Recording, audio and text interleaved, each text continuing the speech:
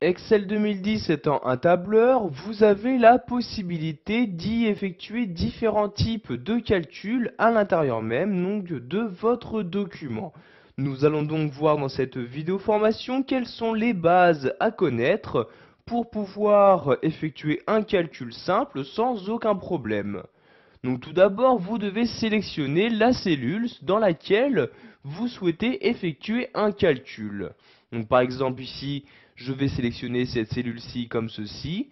Donc pour insérer une formule, vous devez tout d'abord donc insérer un égal avant celle-ci. Donc ici, j'insère un égal à l'aide de mon clavier.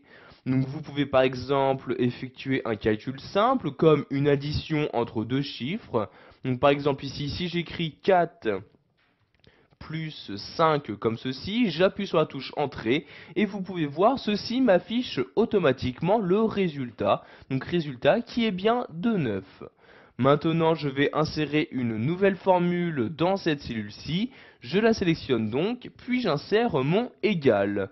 Nous allons maintenant voir qu'il est possible, par exemple, toujours d'effectuer une addition, mais cette fois-ci, nous allons effectuer une addition entre deux chiffres qui se trouvent déjà donc dans mon document.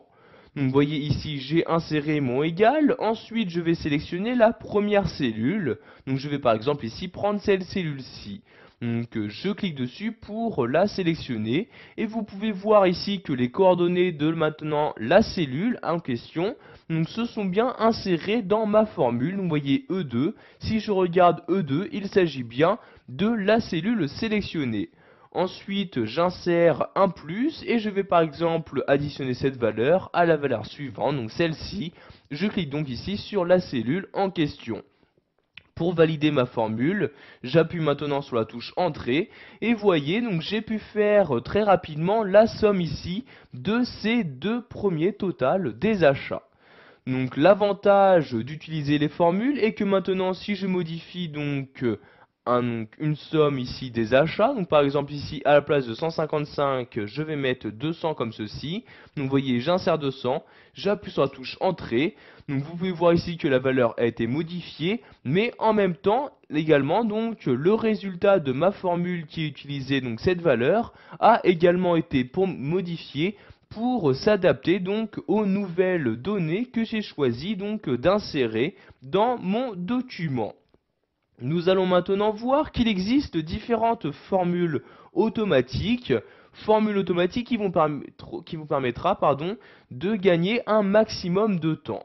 Donc si par exemple je souhaite ici faire une somme du total des achats, donc additionner tous ces totaux-ci, donc je vais devoir utiliser une formule automatique pour pouvoir le faire très rapidement. Donc je vais par exemple insérer ici le total dans cette cellule-ci, je sélectionne donc la cellule en question, j'insère mon égal pour commencer donc ma formule. Donc ici il s'agit d'une somme, donc je vais mettre égal somme comme ceci.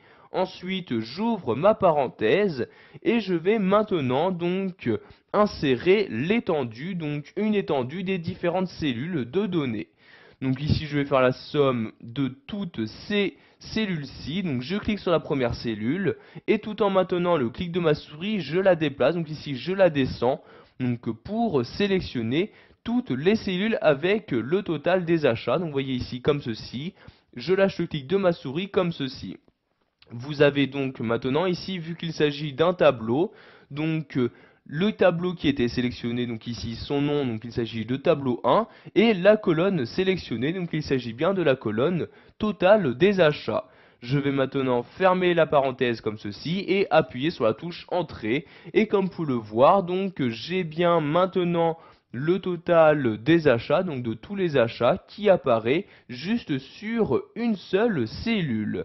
Sachez que vous avez la possibilité d'enchaîner donc les différents calculs. Donc par exemple, si vous souhaitez maintenant à partir de cette valeur-ci donc créer une moyenne, donc je double-clique ici sur la cellule pour de nouveau pouvoir éditer ma formule et je vais ici insérer donc de nouvelles données donc à la fin. Donc je place mon curseur à la fin, j'insère ici donc le slash pour dire que je souhaite diviser cette valeur et je vais ici la diviser par 20 pour m'afficher une moyenne.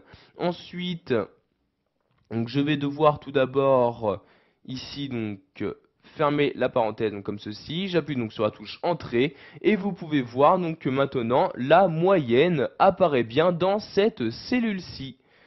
Voilà, vous savez maintenant comment effectuer un calcul simple dans Excel 2010. Vous savez donc tout d'abord qu'avant chaque formule, vous devrez insérer le signe égal.